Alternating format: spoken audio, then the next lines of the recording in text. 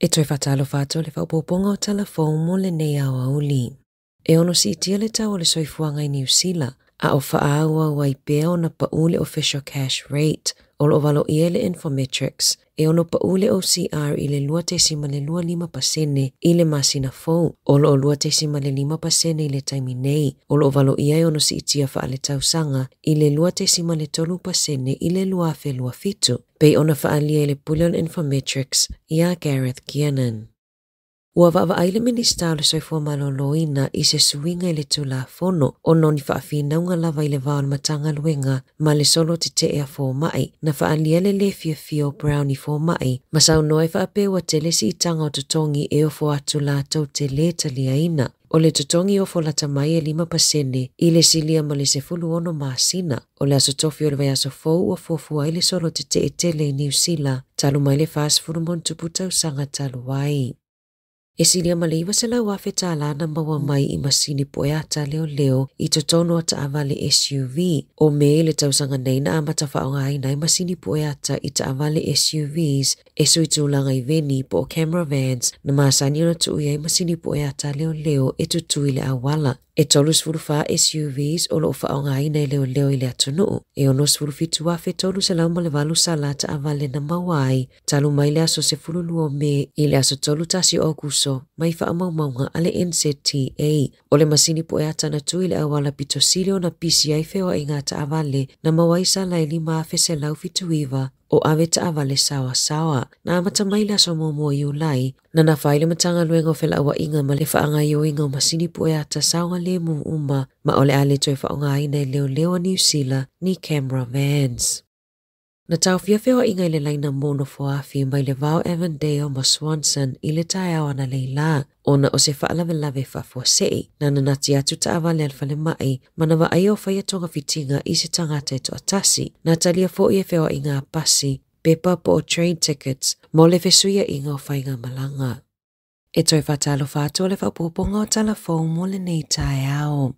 Ua whaamaunia le malangata a milo ale awa le olpeleki i Afrika i saute ua lewa o na whaatala noaina. O na malanga le olpeleki e au fia i ta alonga e wha e whetau iai ma le awa Afrika i saute. E tolu ta alonga o le awha iai Afrika i saute ai o le ta alonga e tasi e le i whaamaunia le nofuanga e wha iai. Na malangata a milo le olpeleki i Afrika i saute i le awheiva se lau lua valu, awheiva se lau whaiva, awheiva se lau ono se fulu, awheiva se lau fitu se fulu, awheiva se lau fitu ono, ma le awheiva se lau iwa ono, pe ona whaamauina e le tio New Zealand.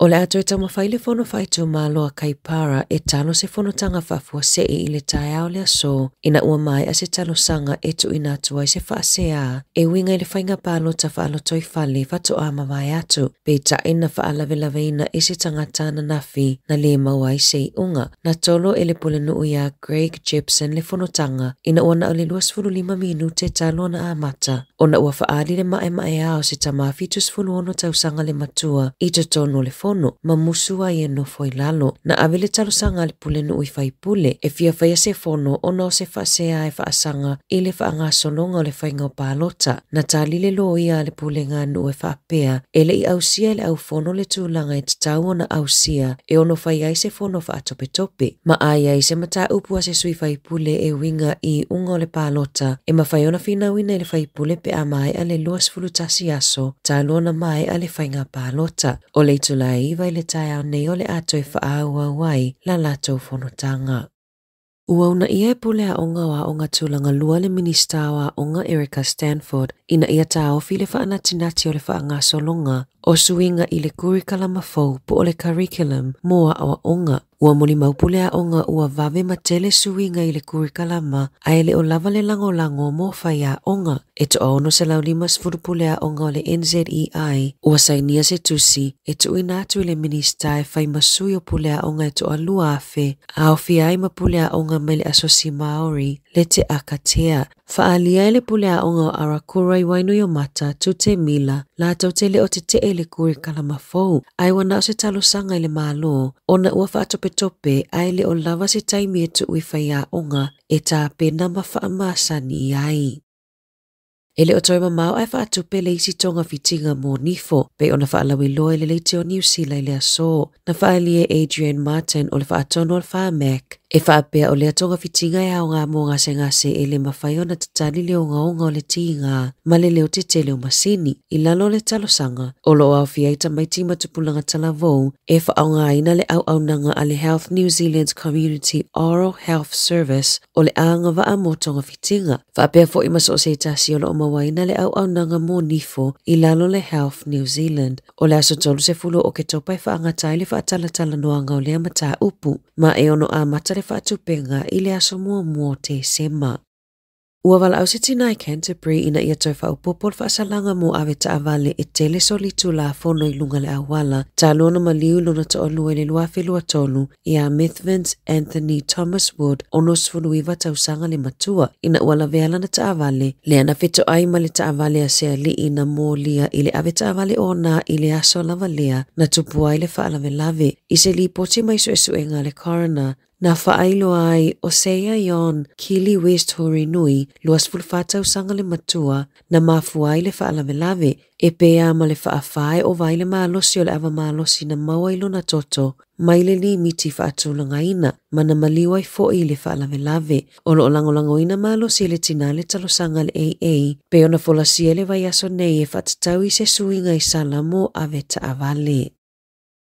O le asona na fina whaalawi loa I le tele o whaai ungalo I o pālota I lona whaitaunga muli. Whaopopo I ai ma pālota whaapitoa po o special votes. Mō porirua e valua feiva se lautolu 5 na manumalo ai Anita Baker I le tofi pule nuu. Lona lua I ai Kathleen Filo valua fe ma le tolu pālota. Uro Wilson poko ati lona tolu e a fe 5 se lau ono se funu 5. O le General Ward mo o ne poto manumalo ai Kathleen Filo a fe ono se lau valu pālota, Jeff Hayward a fe tolu se lau tolu fitu, Mike Duncan a fe lua se lau lua se fulu, Izzy Ford a fe lua se lau valu tasi, Mahemi Firminus a fe se lau fa se fulu 5. Mo pawata nui na manumalo ai Josh Turland a fe fitu se lau fitus fulu fa pālota, Nathan Weddle a fe ono se lau ono fitu, Moira Lola a fe 5 se lau fitu ono, ma Ross Lickett a fe 5 se lau fitus fulu 5 pālota. O le Parirua Māori Ward, ua tautula I mai ai Kylie Wihapi, iwa se lau tolus fulu ono pālota, Jess Te Huia, iwa se lau lua 5, Naniera Albert, tolu se lau se fulu iwa, Marawi Niari Mene, e lua se lau ma le valu pālota. E se fulu tasi afe fitu se lau fitu 5 tangata na pālota, ia whaatu mawina le Wara Maori, ai 5 afe lua se lau fa se fulu, na pālota ina ia ave ese, I wha maunga mai le pule ngā nuu, na whaalia ai e fa se fulu tesi ma le fitu pasene tangata na pālota pei ona wha mawina si tia mai le tolus fulu ono tesi ma le fitu pasene sa iai I le lua afe lua.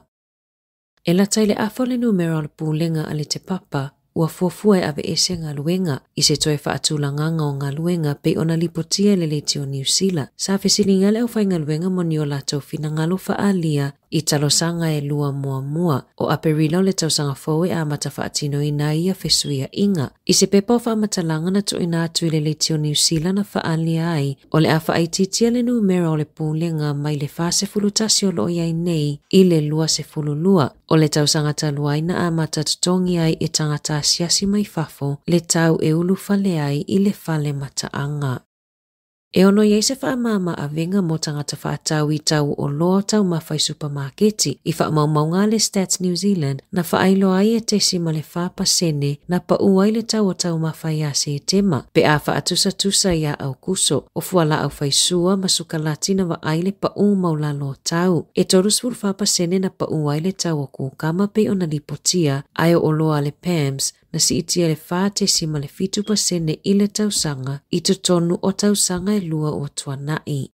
O le amawhai ona I loa pitonu e ono lolo vai ai le lumanai I le whaafanua o lo o ngā lulue I ai le mālo. Na whaailoa le mālo o le whaafanua o le amai a tāpenaina I le luafe lua fitu. E loa I le tele o vaenga o New Zealand e ono iai lo longa mai I suinga o le tau. O se vaenga mua o le National Adaptation Framework mo New Zealand pe ona saunoa Simon Watts o le minista mo le suinga o le tau. e toa ono tangata o loo i le whale mai, toa se fulu o loo ngase mai le tau mawhaina o se vai tau mafa i le apitanga o le Hanmer Springs Forest Camp i Canterbury i mātu i ase tema na longoina le Health New Zealand ina ua amata whaamao nia tangata i le whaamai o le Castro manawati ngā male manawata tā e au fiai manikulupu mai i a onga na api i le camp i le ataimi e toa tolu fitu isi tangata o lo masalo mia na afia foi i le vai tau mafa. O le whaamaina mafua mai i le siama o le Escherichia coli mai o ngaonga afianga mo tamaiti la iti mamatua matutua ua fesilingia e le letio New Zealand le Hanmer Springs Forest Camp mo se whaamatalanga.